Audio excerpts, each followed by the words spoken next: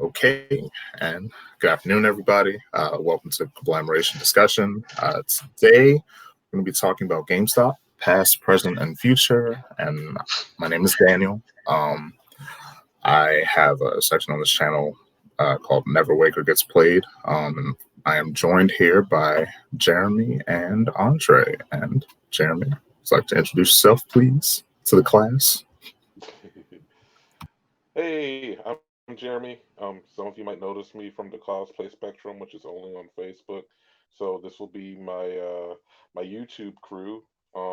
What we hope to bring to you is our opinions and thoughts and nonsense about various subjects, whether it be film or anime or video games or just what's going on in the world. And I hope you enjoy.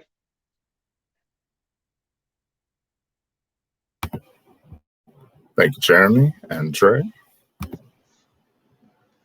Hello, everybody. My name is Andre, better known as Dre. I will be also part of this big time collaboration with my two of my best friends here. You'll get to know me as the podcast discussions and it all continue on. We're gonna have fun with movies, anime, video games, etc. All three of us are huge fans of it. Hope everybody enjoys to have fun.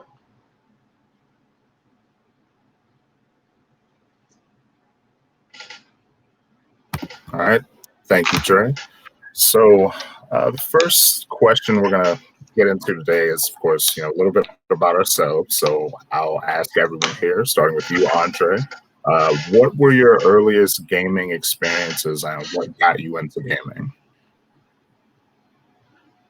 Oof. So I can't really remember all the way back then, but I want to say my earliest game, that the first game I can actually remember is Pokemon. Pokemon Red version. I miss that game to this day. And Blue version. I had both. I had all of them actually. The original three. But Game Boy was actually my first system. And when I think I turned probably like 9 or 10, I got a hand-me-down PlayStation 1, which I did not mind. I got it I got, the imported piece to play like imported games like Dragon Ball Z. So that made me excited. I think one of my first PlayStation games was Final Fantasy 9 and 7. So I'm huge fans of 7 and 9. Uh, but as far as what got me into gaming, I don't know. I'm a huge person who loves storytelling. And so being able to play as a character and seeing how their story progresses and me controlling it, like being like, hey, I'm in control of this. So it's like myself, for example, on that Pokemon journey.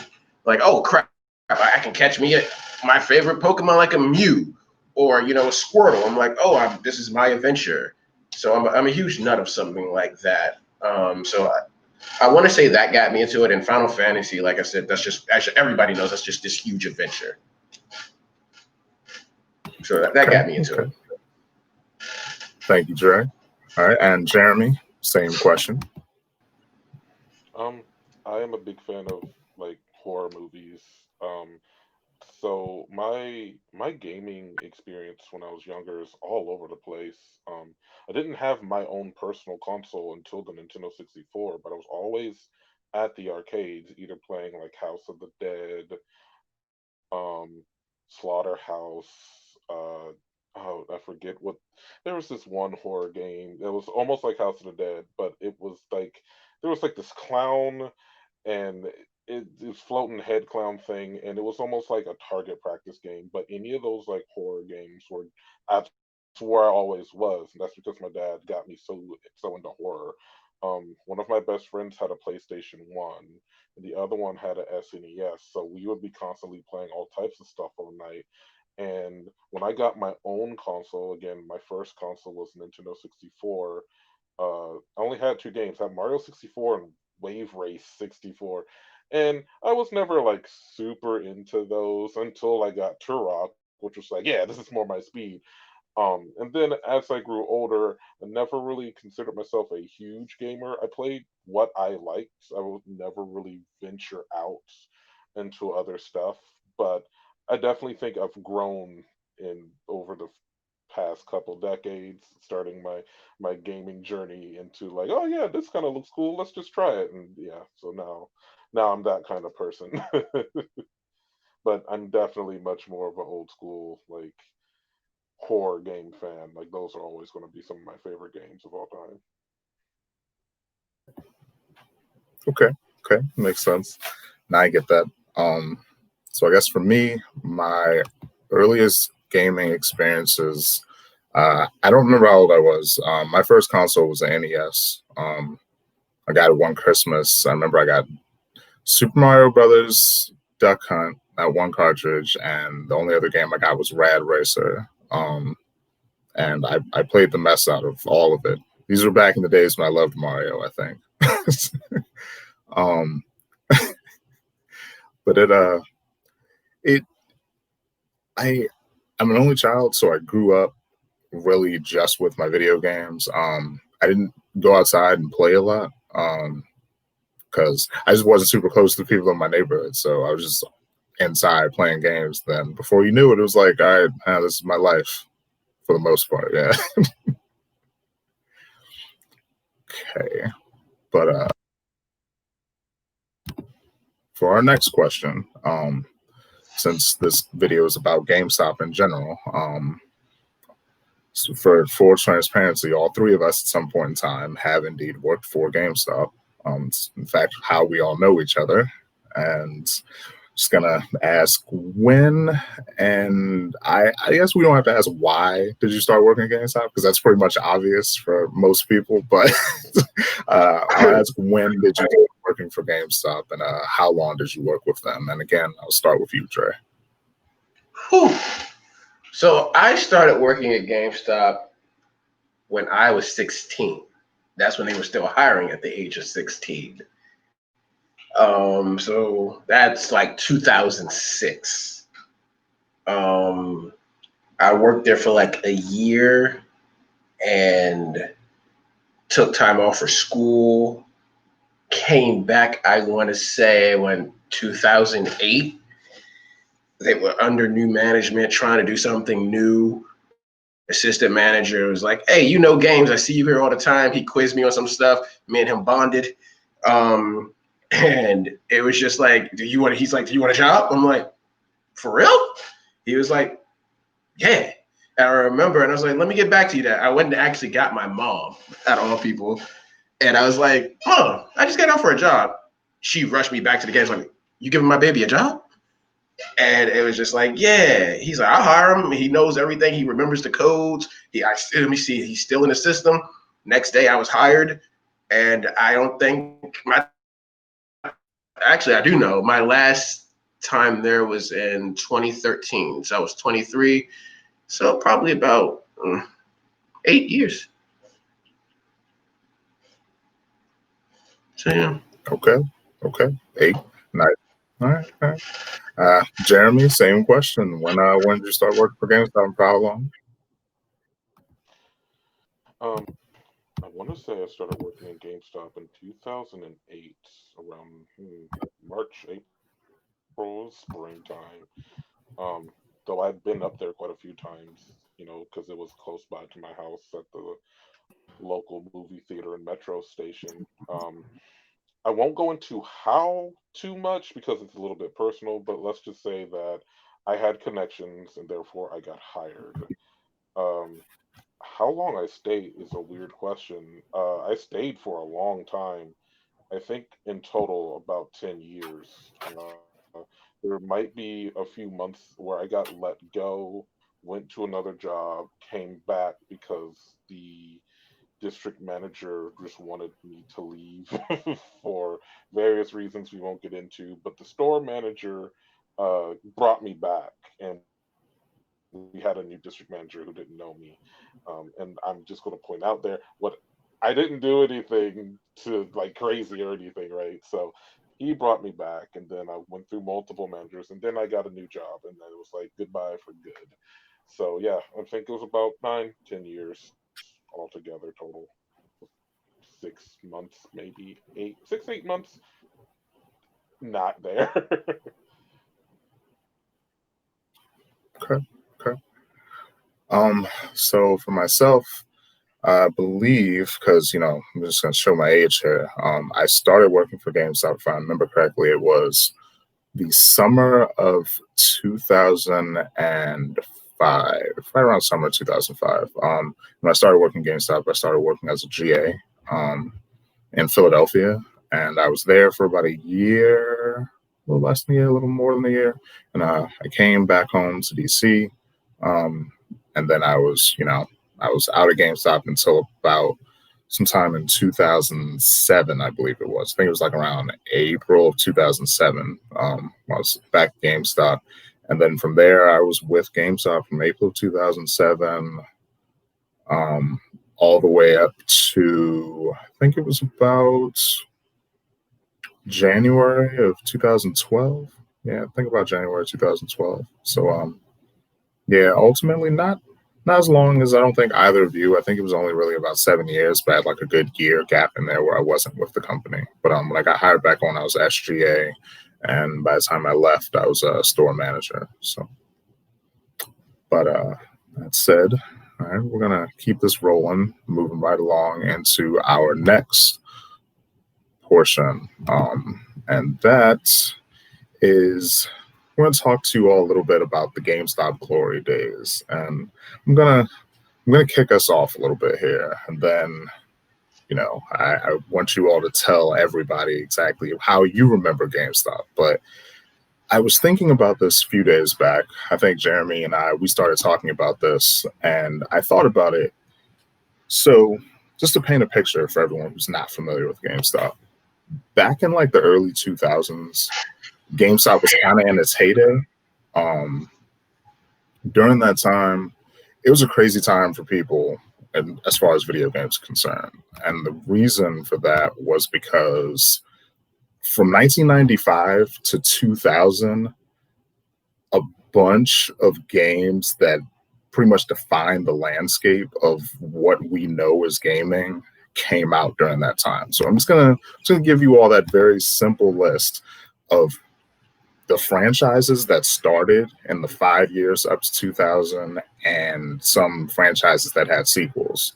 So GoldenEye came out in that 5 year span. Half-Life started in that 5 year span. Diablo started in that 5 year span. Really? StarCraft started in that 5 year span. Resident Evil started in that 5 year span. Metal Gear Solid started during that 5 year span. Pokemon Generations 1 and 2 both came out during that 5 year span. Super Mario 64, Legend of Zelda Ocarina of Time, and Final Fantasy 7 through 9, and Tactics. All of that came out from 1995 to 2000. And when you think about what gaming looks like today, it's like, wow. Because it across so many different genres, it just shaped all that stuff. And not to mention, if that weren't enough, new game consoles started right after that too, because the PS2 dropped in 2000 and the original Xbox and GameCube dropped in 2001.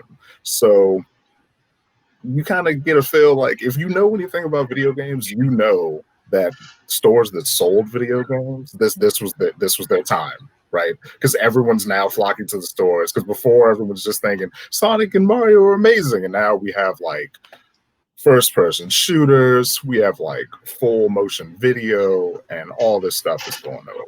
And it was crazy. And EB Games bought Funko Land in 1999, but then in seeing that, GameStop was like, hey, that's a great idea. And GameStop scooped up everybody in 2005. So by 2006, any major retailer that anyone really knew or associated with games, it was all GameStop. Like, it didn't matter what it was before, it's now GameStop. And it was a crazy time. It was a crazy time. So, I mean, I don't know. you guys, like, how were those years for you? I guess when you first started working at GameStop, and you can envision how all that craziness was, because you were right there with me when all this was happening. Start with you, Jeremy. So, oh, sorry. Um, it. I was never again. I was never super like deep into games early on. Like I remember how games had this boom. But when I started in GameStop in 2008, I think I had still a PS2. And I didn't have that many games on it. Like I had things that I liked, but again, I never ventured out until I started working at GameStop when it was just kind of like, I had more people in the gaming community who would go, "Oh, well, this is cool. This is cool." The only thing I could really say is that my attention shifted from horror to fighting games, especially like Japanese fighting games, things like Guilty Gear, Capcom versus SNK, Marvel vs. Capcom, we all know. And then of course, anime became a big thing.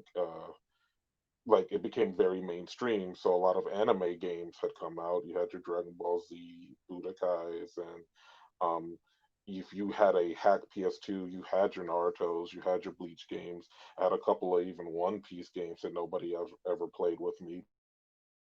But yeah, at the time when I first started, it would be difficult for me to judge what was going on outside of my little bubble. Uh, as for working at the store at the time, it was just fun because it was almost like a new whole world was opening up to me. It was just kind of like, oh wow, this is really cool. This is really cool. This is really cool. This is really cool. And like even though I've played at the time before I started working at GameStop, I had played every Final Fantasy, but it wasn't like something deep. I didn't ever finish them. I wasn't like I knew who Cloud was, I knew who Sephiroth was, but I didn't know the depths of like Final Fantasy VII like I do now. So it is very all over the place for me personally. Dre, how about you?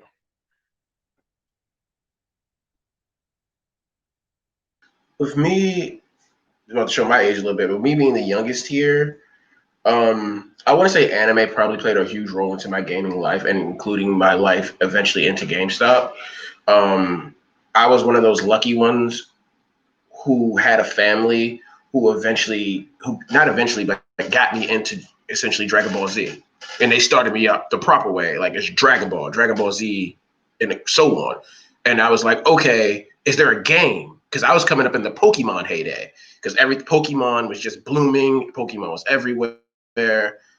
And so it's like I was introduced to GameStop, and GameStop, I remember actually it was Funko Land, and they had the imported games there. And I was like, oh my God, I want to play this. How do I play this? The games back in the imported games, it was like $200 for some apparent reason because they were imported. And I remember Dragon Ball Legends, Ultimate Battle 22, the final bout. And I was like, I want these games. How do I go about getting these games? And I remember one was also on Dreamcast. And I remember as a kid saying, oh my God, I need to work here so I can get these games. And at this time, like I said, I'm like probably around 5, 6, 7, 8, 9, 10. Don't know, don't remember. But I was like, and then Funko Land, like Dan said earlier, evolved into EB Games, and EB Games became GameStop. And I just want to take people back. If you was a child around the time of Toys R Us, and your first time walking into Toys R Us, that was GameStop. It was like, oh my God, Toys R Us is here, just smaller for me, and it's games. I like this. And like for me, that was the glory days, trying to get to those games.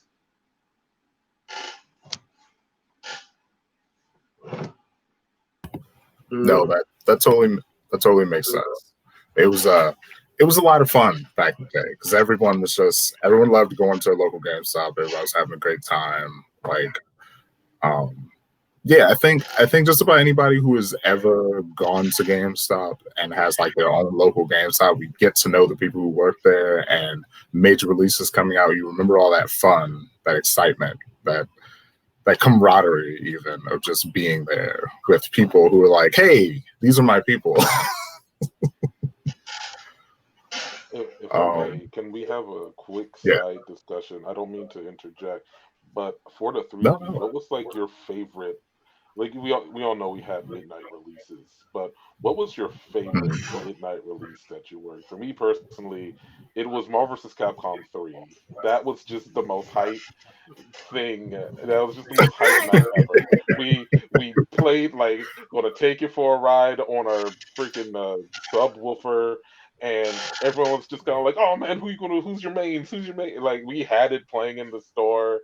We were watching people just get blown out by other people. It was fantastic. Even though So Marvel I'll 3, oh, I'm sorry. no, you're fine. I'm so sorry.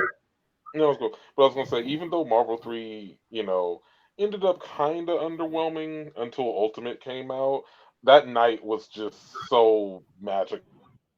It was like, I can't even describe it. Like I don't know any other release night that we had. That was just kind of like, oh, holy crap! We had so many people all excited. I think there was a couple people dressed up, if I remember right. Like, and I hadn't seen that in our area.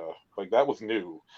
Like I go to conventions and stuff, so I'm used to people dressing up, but just not in that specific area where my store was. So yeah, it was great.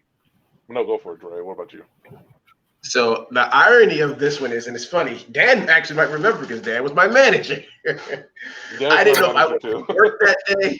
I didn't know if I wanted to work that day or if I wanted to be off because Arkham Asylum just released. And we just hit the reserve number to have the midnight. And I was like, I don't know if I want to take the day off or do I want to come in? I just know I'm getting my game. That's all I knew. And so I was like, for everybody who will get to know me, I am a huge Batman fan. I'm a huge Batman fan. And when they announced they were releasing this game and how beautiful it looked, because Batman Arkham defined, in my opinion, a lot of superhero games we have now today. Um, and when that game dropped, and they was just like, this would be like the next one of the next big thing of gaming, and I'm like, and I got the Game Informer. I think always remember the Game Informers. They still release, and I still have the magazines of each of those games to this day. And I'm like, I want this game. I want this game. I reserved 2 copies, the regular and the collector's edition. And I was like, I think I'm working this just because I want to be here for this magic. Granted, because of the area I worked in, a lot more people were excited about Madden, Call of Duty, but it didn't matter. We had enough for that Batman Midnight release, and I was there, and I was excited. And I played that game all night. I think I did actually get the next day off, so I was cool. I can say for me, because there were a lot of midnights, there were a lot of interesting, fun times. Just seeing a lot of people or whatnot. I always appreciated that atmosphere, even for the games I didn't care about. Like I don't really play sports games. Not big into like COD or like Grand Theft Auto or stuff like that. But the midnights were still fun. But I think for me personally, probably 2008. So for people who will get to know me over this channel, I love Smash Brothers, and I am nowhere near competitive, like not even remotely. But I'm like right in the middle between you're not good enough to play on the competitive stage, but Lord help any random person who picks up a controller and tries to play you because that's not going to work. But in 2008, Brawl came out. I think it was 2008, 2009. And we did the midnight at my store, I think out in Glen Burnie. And I remember I was so excited for that game to come out. And I remember being there that night. I think we had our first actual Smash tournament. So I kept talking to my boss. We totally got to have like a Melee tournament. We got to have something. She was like, you can't play. It's like, I don't care. I just need to see these people try, right? But no, it was great just seeing all those people there, seeing how many people love Smash with me, because on some level, everybody at least appreciates Smash, even if they don't play it themselves. It was great. So yeah, that was probably mine, Jeremy. Nice. So shifting gears a bit, because we just talked about like the fun of GameStop, right? So there are a lot of people who have mixed feelings about GameStop, and there are lots of different reasons to have mixed feelings about GameStop. But I would like to hear you all and in a very base level, so we're not getting deep into our own personal stuff with GameStop, stuff you know as being an issue with GameStop and how they handle just their general customers and everything. I'll start with you, Trey, and then you, Jeremy. Where started going wrong?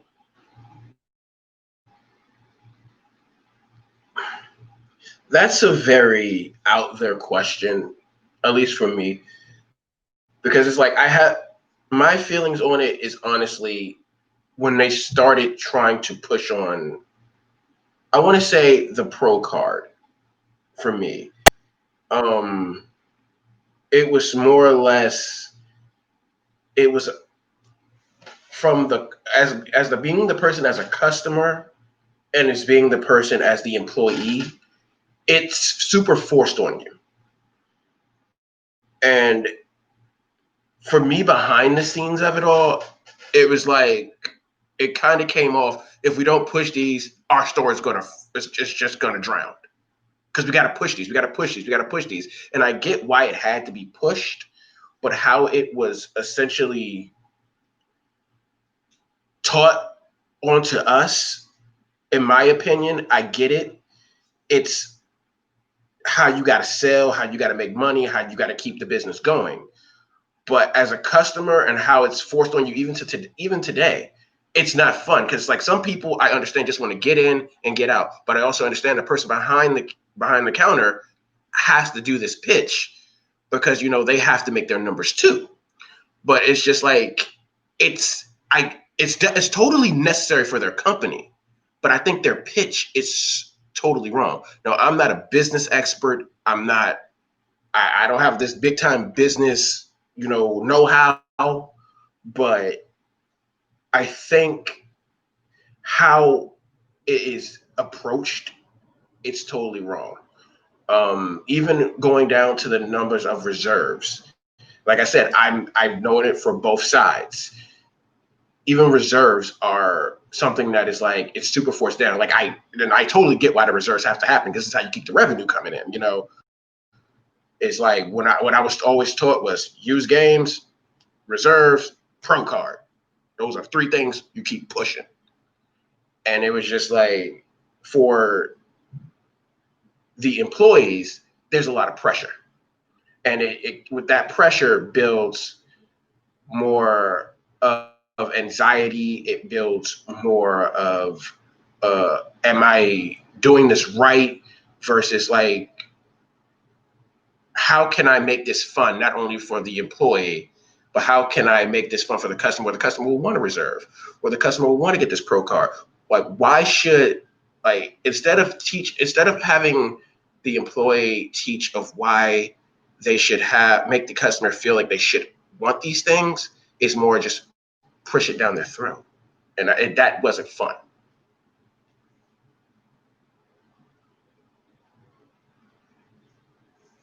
Okay. Okay. Jeremy, your thoughts? Um, it's a mixed bag of cats because I think I have a different perspective. Um, because I was at GameStop later than the both of you. And like Dre said, everything going on with the pre-orders and pushing sales, it wasn't so much it like on paper it wasn't just the pushing of sales because that's just your job, but that the problem is like he said, it was how you felt like you had to hound customers and your pitch didn't evolve into something natural because of the sheer amount of people that will be in your store from time to time. It will eventually be mechanical where it's just kind of like, okay, they're here they're here for their 5-year-old's DS to get some $3 game. Oh, by the way, do you want a power card? Hey, do you want to reserve a game? Hey, do you want these magazines? Hey, do you want a warranty? And certain things make sense. Like I get the concept of at least selling the warranty on the kid's game. That's like $5, sure. But what do you want me to push to this 60-year-old grandmother who's buying her 5-year-old grandson, I don't know, some Bakuman game on the DS. Like, I don't know what you expect me to push. You want me to push Bakuman for the 3DS? He doesn't have a 3DS. They would have to buy one. And I understand the concept of upselling, but there has to be some logic to it. And just like Dre was saying. And then there was another aspect that I really think made GameStop less fun overall, and that is when we started dealing with cell phones, which started in about 2013. GameStop, I think, had a subdivision, sort of like how they had Movie Stop for a minute, and that was called, I think, Spring Mobile. And there was a lot of Spring Mobile stores, from what I heard. It was like 1,500 or so. And each of those stores were expected to make 1 million. So and they didn't. They just kind of failed. And GameStop went from a company with zero debt to a company with massive debt. And then they expected the mainstream stores to fill that up, meaning we had to take in cell phones as trades. We had to sell cell phones and then do the exact same thing. Hey, do you want this card? Hey, do you want your warranty? Hey, do you want this? Do you want that? And not only did that make stores targets for robbery, because now we have all these brand new iPhones and Samsungs and tablets and stuff. It was a whole new way to just slow down your line, and clear, just make more problems for your store manager clearing out your safe of money, and it just made things difficult. And then, of course, when they went into debt, now they're just looking for anything to fill up stores. So now you have a whole bunch of stores that are overstocked. My store moved from, if you're in the DMV area, you'll know. If you're outside the DMV area, I'm sorry. The area in Upper Marlboro. Well, actually, I would say don't say that, Jeremy. I would say don't Mhm. say where. Just yeah. Well, I wasn't I would giving say a don't say specific place. where. Just I wasn't I wasn't giving a specific yeah. place. I was just giving the general area. But in in the DMV area, we moved from one place to place. And our store had stock from the original location, and it still does. Like, I have friends who are still in that store, and I know that they still have stock from that location.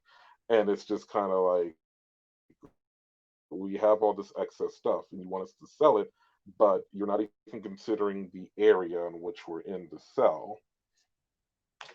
And that just made more harping, more coaching. So it's like, well, why didn't you sell these plush cats? It's like, well, nobody really cares about the plush cats. Well, they're selling down at this store. That's fine. That store looks like an area that would really like that, but this isn't it. So overall, I think in 2013, when they messed up the whole cell phone thing, that's when GameStop really got worse, because you had the policies you already had, and then they had to double down in order to climb out of debt, and it was just poison. Yeah. No, yeah, I hear that. Sorry for cutting you off too. No, no, it's I fine. I think there's a few things about GameStop. Going back to what I was talking about before about how big everything was way back in like the early 2000s, and which of course got them Funko Land. Effectively, what happened was GameStop was everywhere, right? They didn't have a monopoly on games because yeah, you had places like Toys R Us and things like that that sold games separately, but a specialty store that basically had a hold on the entire market, that's what they were. And as a result, stores were literally on top of one another. So you had malls where you had two GameStops in the mall. They're directly competing with one another now. So you're looking at them wondering how their numbers are. And, well, okay, why aren't you doing better? It's like, well, there's another store in this mall. We're both directly affecting one another. We're not going to help each other in any way outside of maybe additional stock. But beyond that, there's no benefit to the company to have both stores there. And another big thing about them having control over everything was I think there were a lot of people who ran GameStop that it became so big that they were then like, oh, hey, there's a big amount of money to be made here. So they started trying to figure out how to just dominate the market and how they knew they could control things. And the issue that I always saw with that is that as a business, GameStop had three different, I don't know how to describe it, I'll say bases that they had. Essentially, they relied on these three bases for their business to maintain itself. It was the game developers themselves, the customers, and their employees.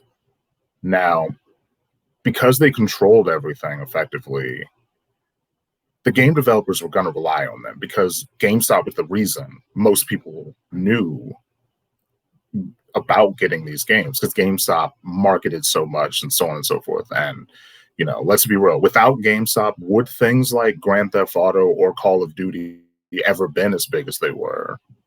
Because we don't know. We don't know what companies would have rallied that call to get people in and get everyone talking and all that.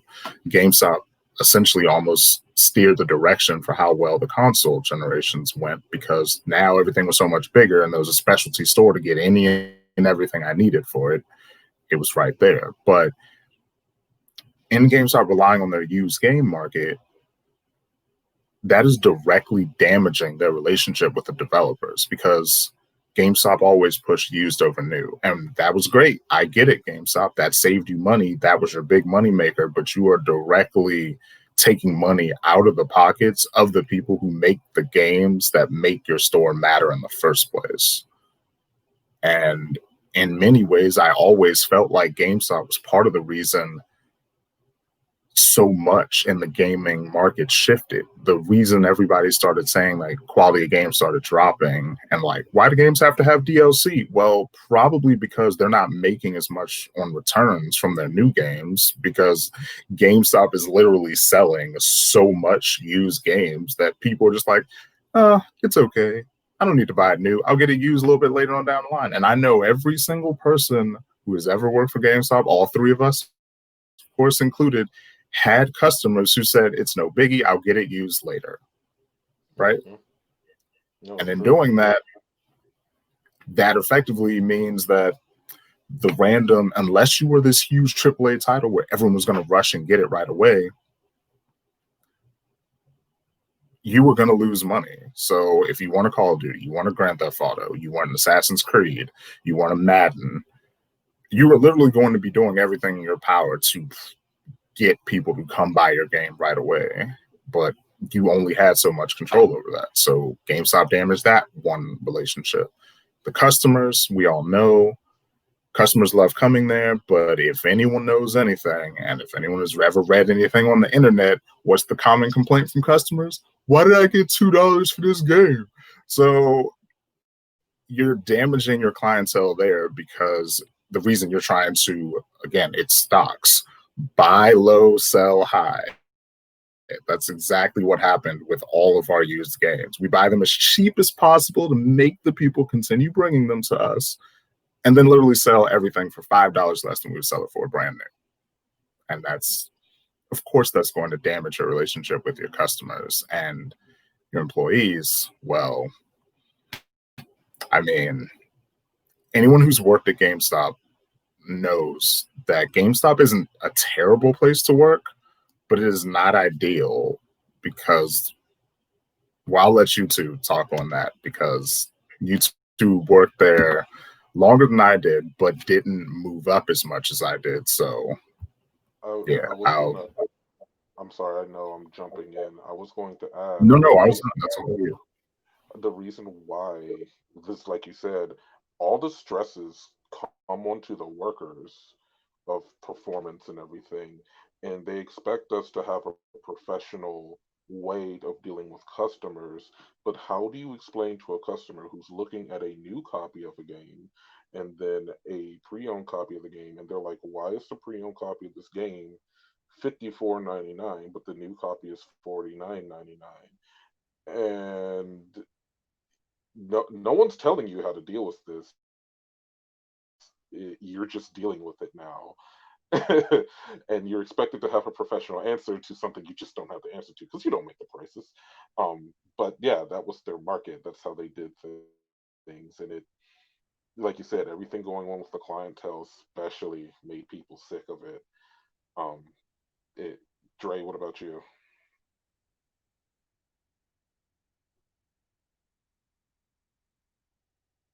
Dre?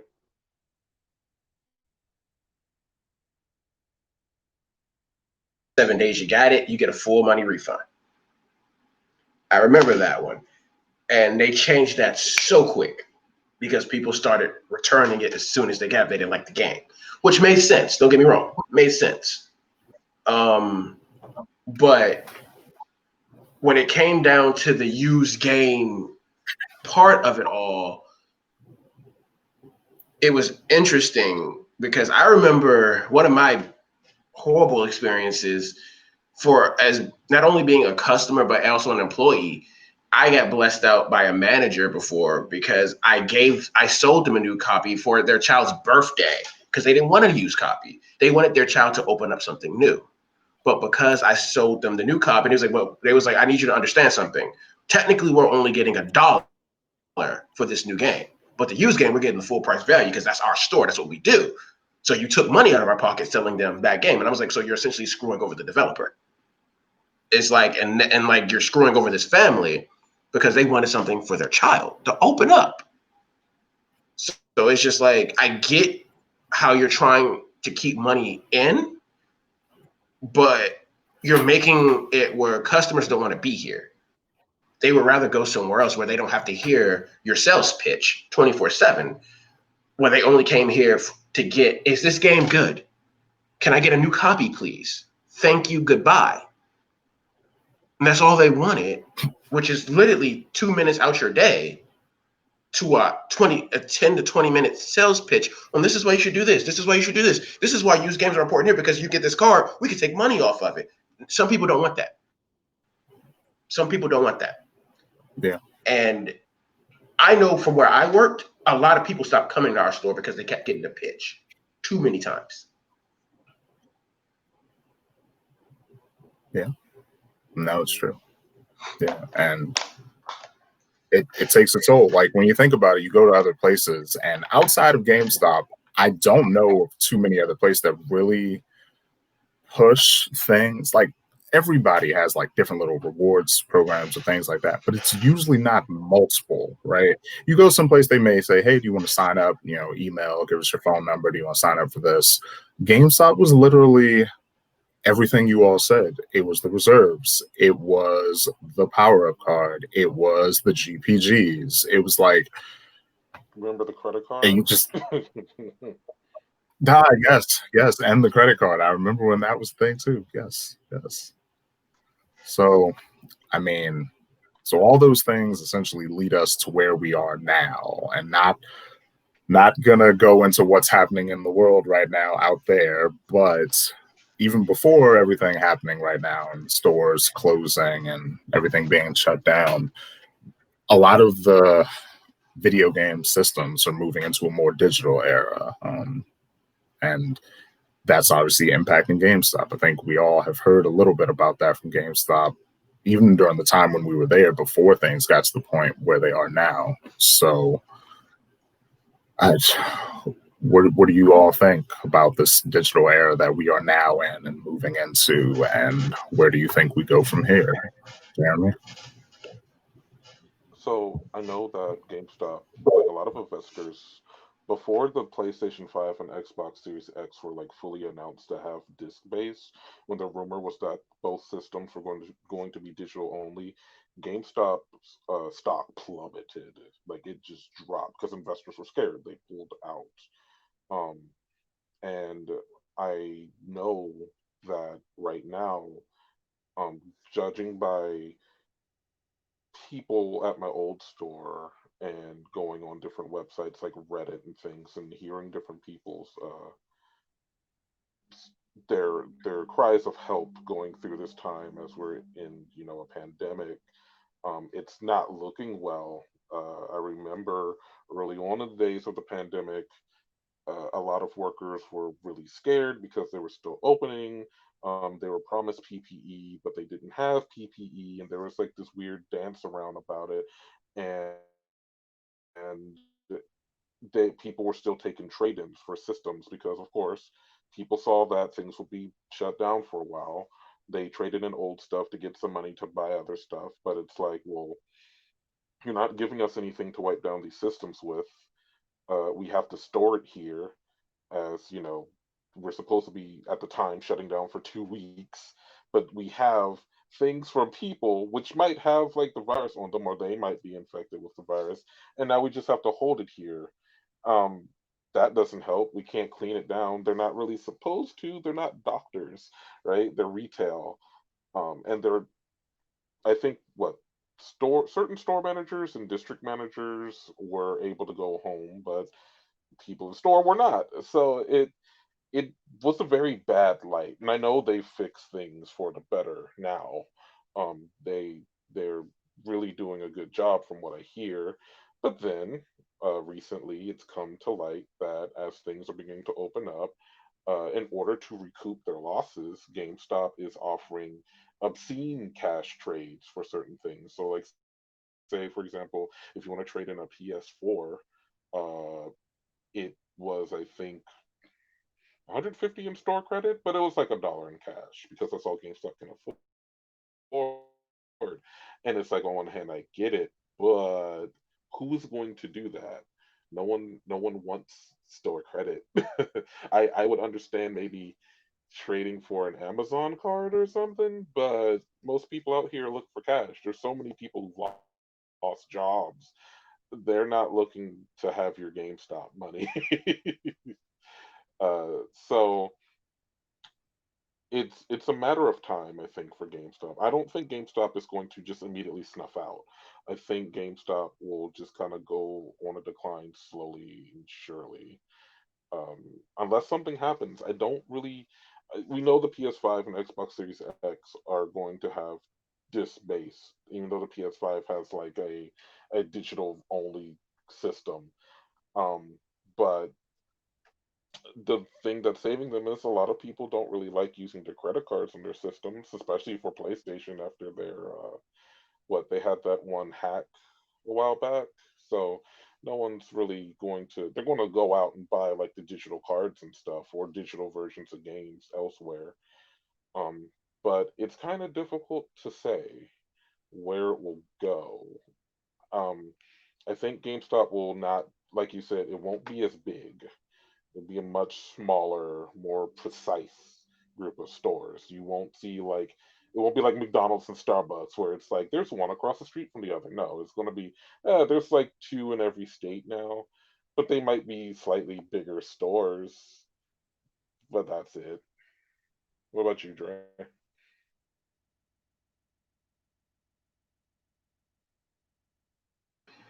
And it's interesting because I honestly don't know where GameStop will go with this digital era coming upon us. Because the funny thing is, I remember back in the day when PlayStation 3 dropped, people thought the digital era was here. And I'm like, it's not here, but it's starting.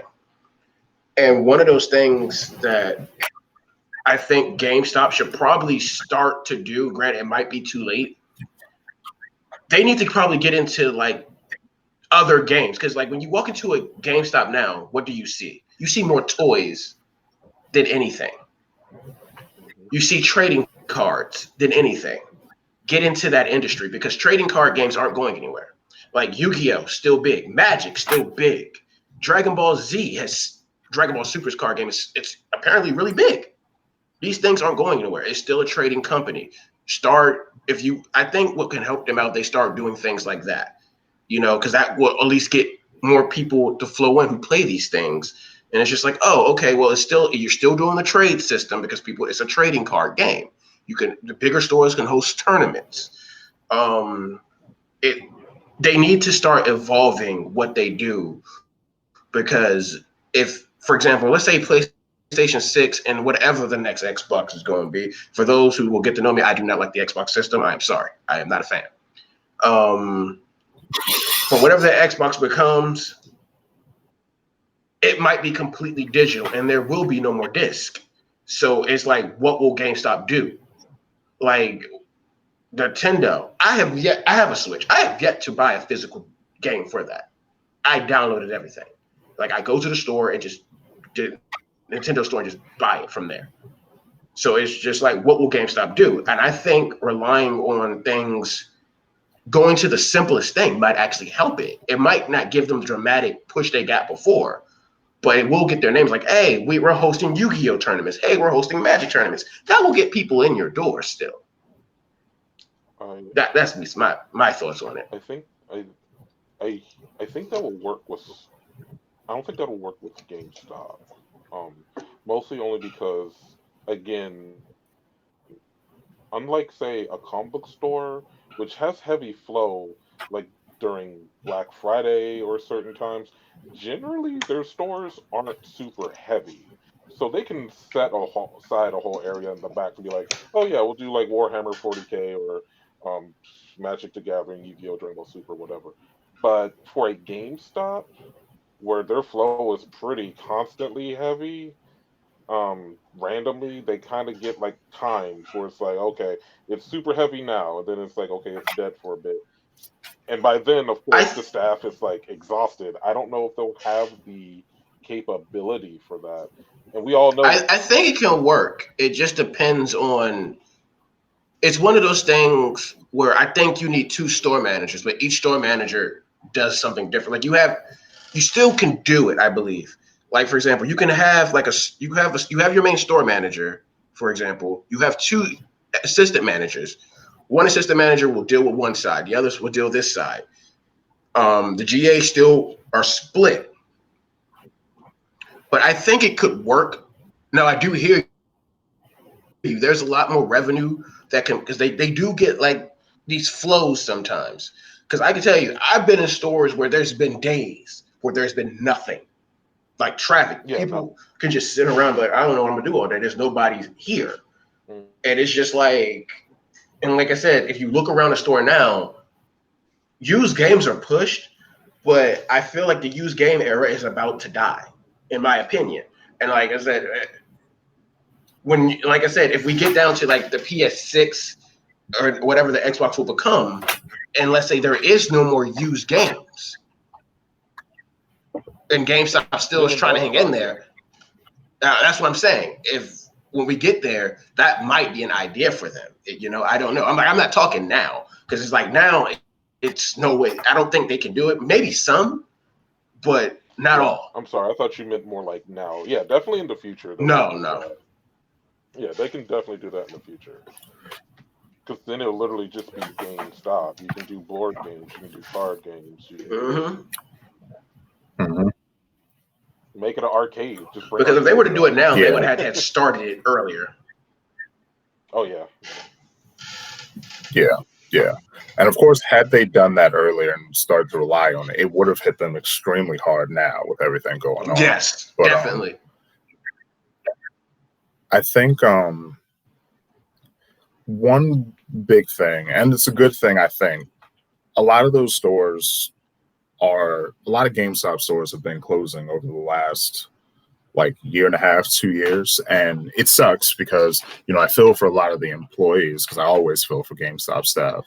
But with some of the stores closing, I know staff members go to other stores, stock gets redistributed to different locations. But yeah, I think they're going to have to take a deep dive into their business model, because having fewer stores does make it significantly easier for just about all parties involved. Like GameStop won't be paying out, rent and expenses on a multitude of stores across essentially a very small amount of real estate. Like literally, you'll have like cities where there's like 2, 3 GameStops, and someone says, "Oh, it's at the GameStop up the road." The fact you can say the GameStop up the road and mean like 2 or 3 different GameStops is not ideal. So, with there being fewer of them, and if they do start to realign their business model where they do more stuff like you all just said, because yes, part of GameStop's growing pains were that once the digital era started to take hold and they started losing revenue from that, that was part of why they pushed the use more, I'm sure. But that's also why they became desperate and started doing things like purchasing ThinkGeek. And when they purchased ThinkGeek, I think that's when all that additional stuff started flooding into the stores. And it's okay to have those things there, but at the same time, a store is literally that. It's your storefront. It's your selling space and your real estate, and you have to justify what's going to go where. It's why each GameStop might have slightly different layouts, because if they sell more PlayStation products, the PlayStation section may be more impressive than their Nintendo section. Other GameStop, same thing with Microsoft. But when they just started flooding it with all these random toys and random accessories and things like that, yeah, that might be okay around holiday times and like for random things here and there. But if you start pushing against your base, like the people who are genuinely just coming there for games, it damages you.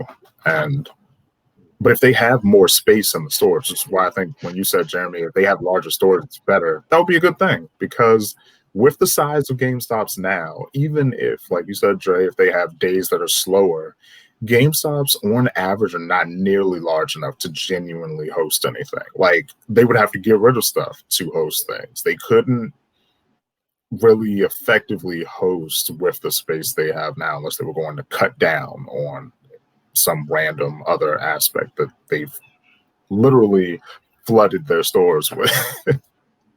So, you know, it's funny, and the reason why I even came up with that whole thing, because the first thing that came in my head, I remember when we had to officially dismantle the PS2 wall back in the day, and it was just like, I'm like, what's happening to these games? Are we still selling them? Yeah and no. So where are they going? We're shipping those drinks out to a place in Dallas. All of them? Yes. Why? Because they have a huge store. It's like 3 levels. Oh, okay. So it's like, it's going to come a time where a lot of those walls are going to come down.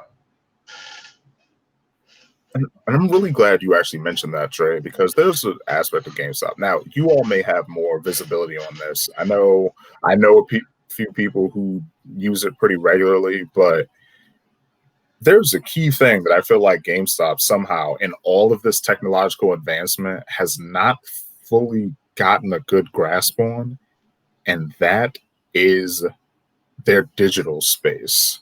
The fact that GameStop has all this stock literally across the country and they have a website, I'm thinking, I feel like you all should have a much more seamless something for people to be able to order directly for you for revenue for various reasons. Because I go onto GameStop's website and it's a bit better now than it used to be, but I'm like, it is 2020. I can't help but feel like GameStop of all places should probably have a much stronger website layout design than so many other places. But alas, it does not, and I don't know where they dropped the ball on that. I'm going to tell you right now, when when we started selling stuff online, it became awful, because the problem is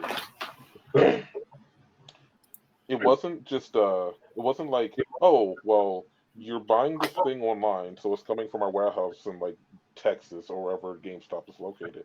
No, it's coming from the store. So on top of, God forbid, if I'm the only person in the store as a SGA and taking care of lines of people during the holidays or something. No, not the holidays. They'd have more people. But like, say it's a few weeks before Madden, and it's like, well, we want you to really push Madden and do all this other stuff.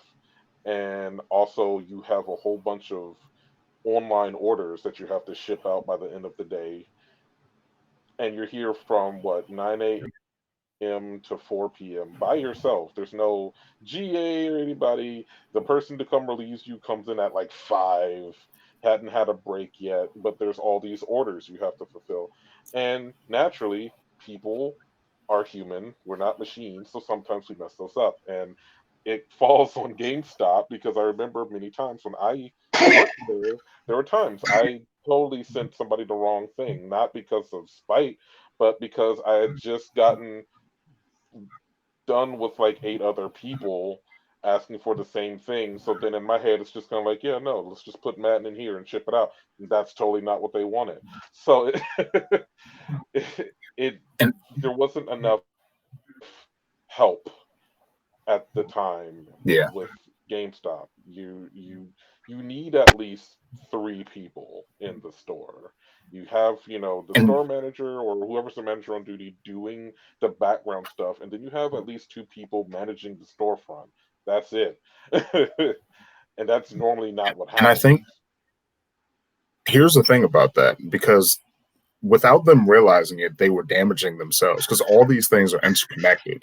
When you have as many stores as you have, you are literally paying out money and you need each store to be profitable, which I'm almost positive is part of the reason why they did everything in their power to cut all these different little corners. Like, why are stores barely staffed? Because they can't afford to have them fully staffed for them to not be selling stuff. But if things get busy, you can't counter that, because it's like, oh, well, now they're busy. It's like, well, they're not busy enough regularly enough for us to be able to give them more hours, but you never know when it's going to explode in a GameStop. And Mm-mm.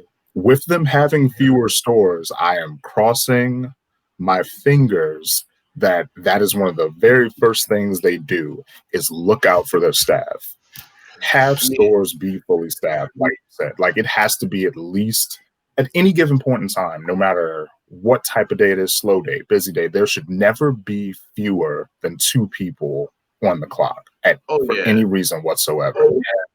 it's Because funny we all because know there are plenty of days where there's one person on there, and what are you going to do? So I'm hoping not only will they have more people in stock, but they also raise the pay of the individuals who are there to actually reflect that. Because I think that's another reason why GameStop employees made as little as they did, because it's like we have to cut costs wherever we can because we are in over our heads. But yeah, sorry. Go ahead, Trey. it's funny because I remember one of my worst memories of GameStop was Madden. I couldn't stand working Madden Day, especially in the location I worked at, because granted that was that was one of the biggest games, but being an SGA there, and then like Jeremy said, you have to be there by yourself from 9 to 5, and Madden's just dropping. This is the day after the midnight. And Jay was like, they expect you to do all these things by yourself with no staff. And I'm like, and I'm dealing like with like over 150 people. And I'm like, all right, not all of this is going to get done realistically because I'm by myself.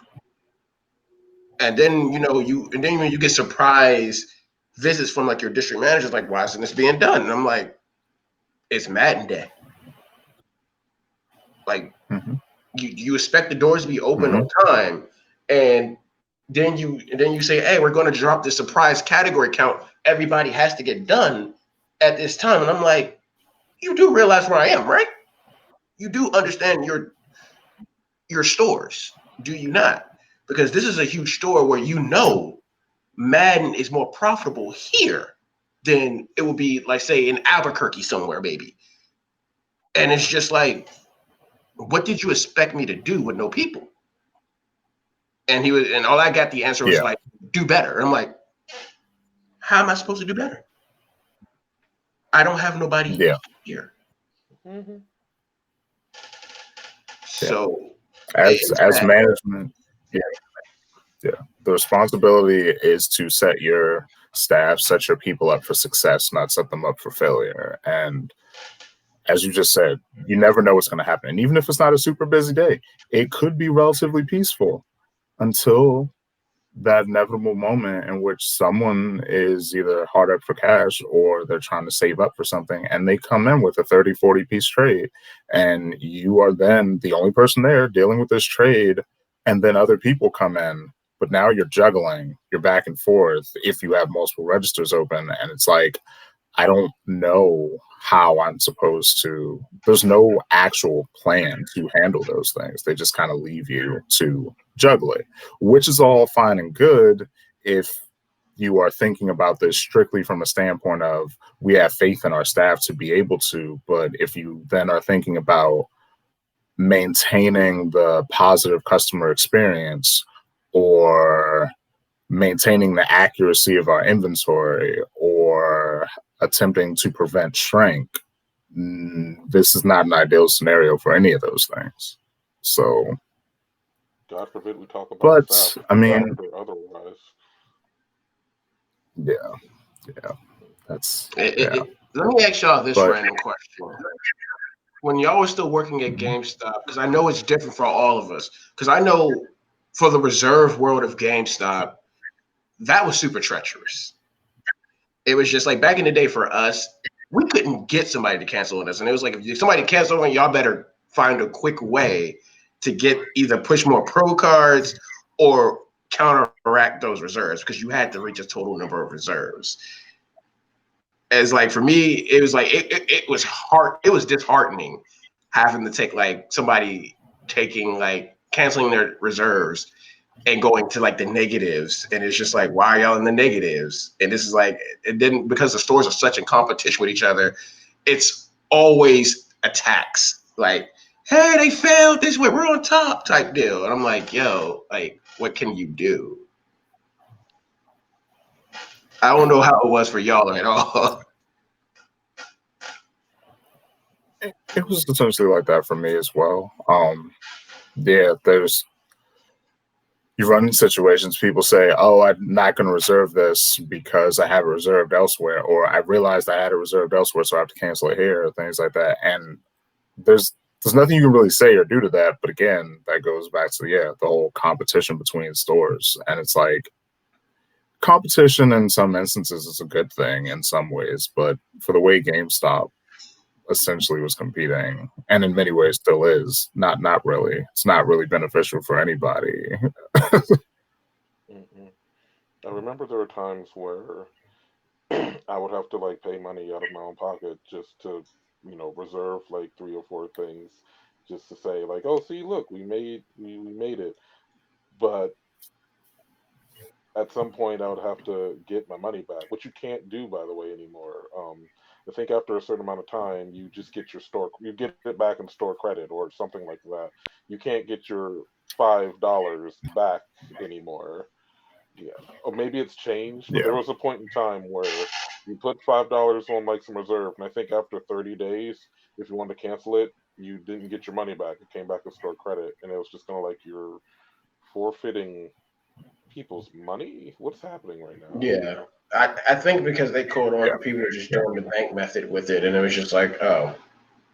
Don't get me wrong. There are definitely people treating GameStop like a bank, but I mean, again, people find deals, people forget things.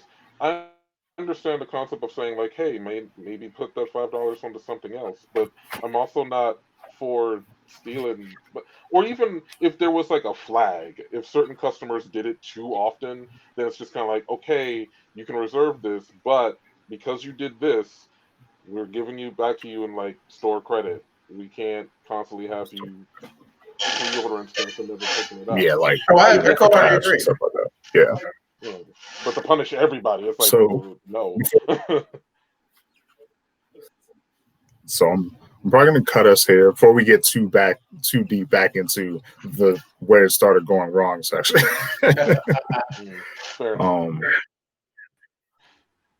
But I mean, honestly, I think GameStop overall can survive. Like, I think they can survive. Like you all said, they're just gonna have to reevaluate how they handle a bunch of things. But as much as it's hurting them, I think a lot of these stores closing is ultimately for the best for the longevity of the company. And but I mean, that said, we have this ran longer than we initially planned, but I mean, I suspected it would. It's okay. It's us. This will probably be Again, something that thank will you. happen. It is us. Yeah, it's true. It's true. So for anybody who actually watched this full video, I'm sorry and you're welcome. All right. So, but I mainly I'm sorry. congratulate you. I thank you. No, I, I wonder what our next topic will Yes, and be. thank you for. Yeah, I don't know. I guess we can see. I mean, if people, please, anyone who watches this, please leave a comment. If there's anything you would like to hear us talk about, that would be great. I don't know how often we'll do these. We'll probably try to hit a rotation, maybe at least doing one video every 2 weeks. We'll try and maybe ramp it up if possible. But yeah, again, thank you all. Dre, Jeremy, any closing thoughts? Anything you want to say to? I'll let Dre go first.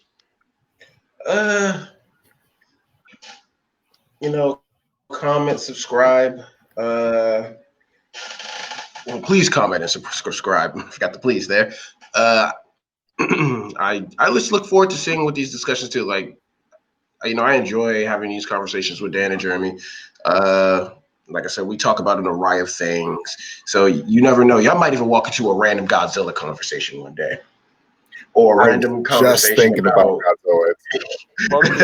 Or a random conversation about our past of having this whole conversation of like, who could be Godzilla? Can Apocalypse really be Godzilla from X-Men? Do you see this? It won't be random. Like, I'm pretty sure all of us could just reach over and grab something Godzilla related. It's not. No, it will be planned. I can't right now, but yes. What's funny? I was literally just about to say no, I can't, and then I was like, oh wait, no, yes I can. I'm sorry, it's Godzilla shot bosses. I can't. Yeah, no, never mind. I can't. Yeah. I don't have nothing. It's okay, Dre. We know it's there. We know it's there somewhere. Yeah, we do. So please, we really do. But yeah, definitely give us time. Yeah. Yes. So again, if you made it this far, we're going to shut up now, so you can go back to doing other more productive things, if that's your thing. But thank you again. Please like, comment, subscribe, share, and with that, we'll talk to you guys later. Take care. Yes.